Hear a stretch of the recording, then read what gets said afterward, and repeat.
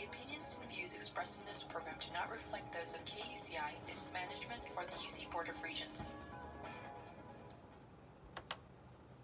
What is going on, everyone? Happy, I was about to say holidays, right? Psych. Happy 2019. This is Entrepreneur Nation on KUCI 88.9 FM in Irvine, California. I'm your host, Ash Kumra. This is my first episode of 2019.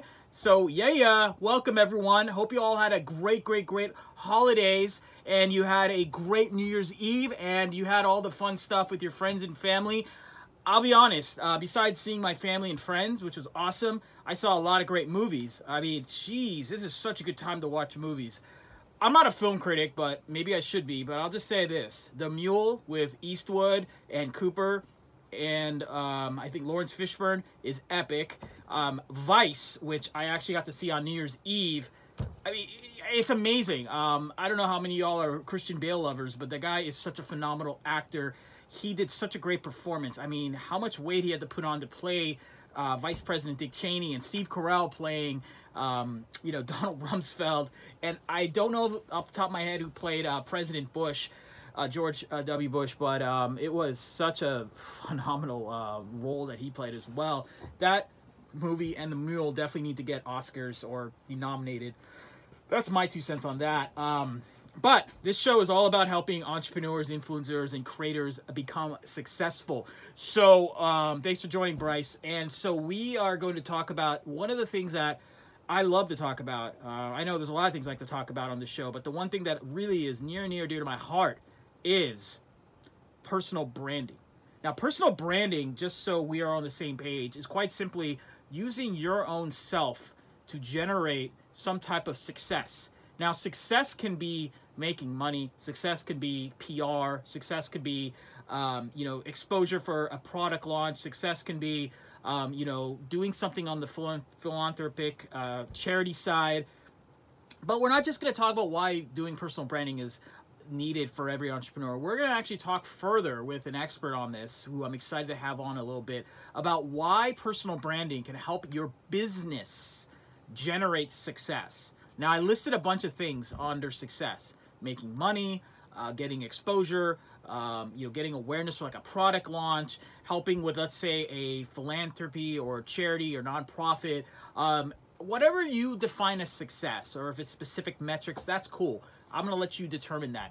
It is so imperative, especially with 2019 and this, every year gets more and more competitive, but with all these amazing tools out there, whether it's Instagram, LinkedIn, blogging, radio like this, or traditional media, or self-publishing, writing books, speaking, all these things, it's so imperative that you get on board this personal branding train if you are a CEO or leader or some executive or influencer in your company, or companies, I should say, because personal branding shows a consumer, audience member, customer, whatever you want to call him or her, that you're real, that you're authentic, that you stand behind the company that you are a part of, that vision, that train that is going there, the business that is inspiring us, or the business that you just love their products. You're just like, look, I just like their products, but it'd be great to see a face behind the brand.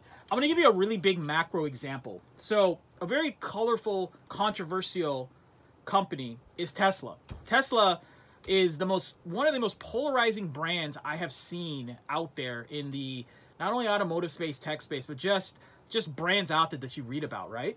And Raquel, I'm so glad you signed on. I can't wait to have you on our show in a little bit. We are at a time right now where people want to connect personally with that CEO or founder or leader of some sort.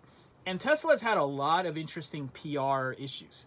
One is their colorful founder, who I have nothing but respect for. I love Elon Musk, but I have to be very objective here. He has done things such as going on a radio show and smoking a joint, and it's kind of weird because, he did it at a time when people were watching him like a hawk.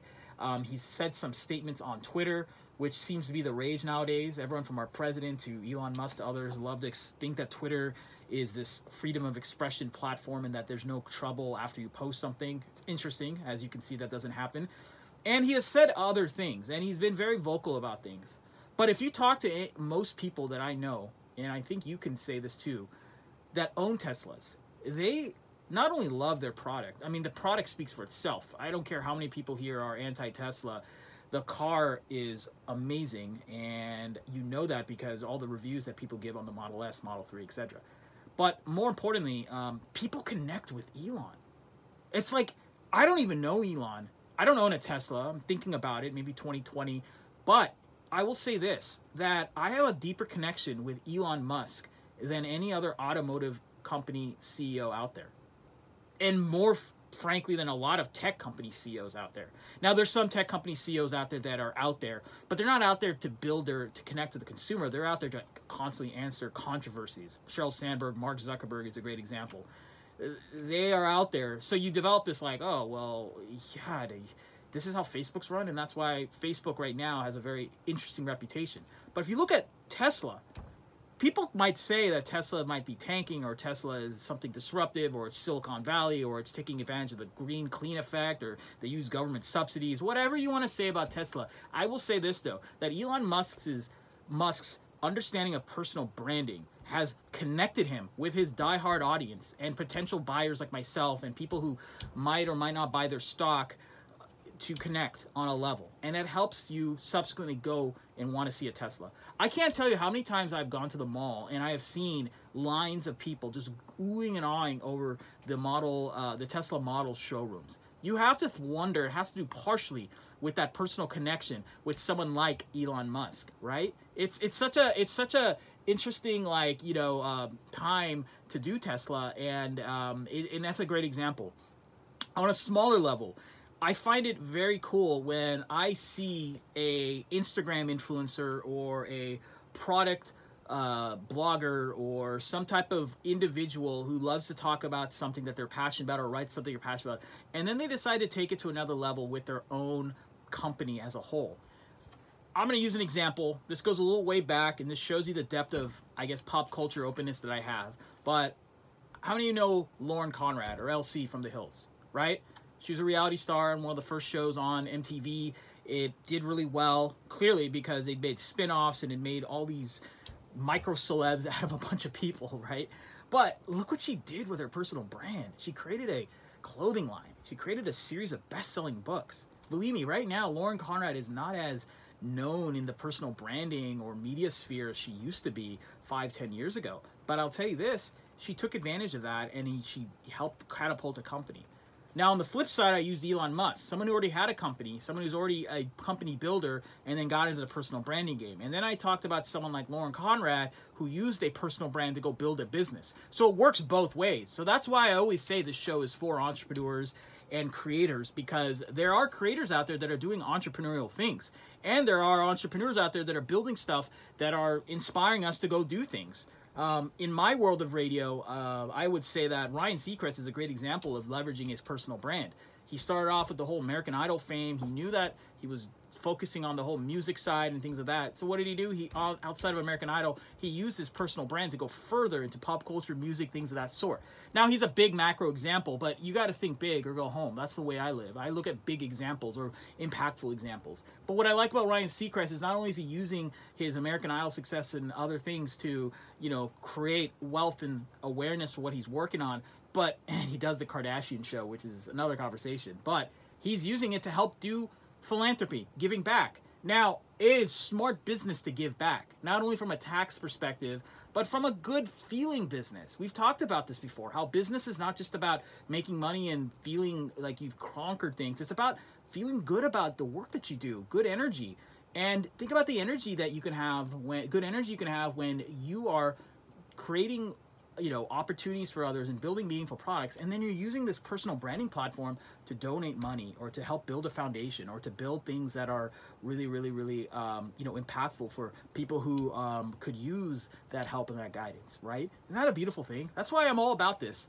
And so it's funny because, like, I know her as Raquel Maiden, but her name is Raquel Figlo. She is a publicist of publicists.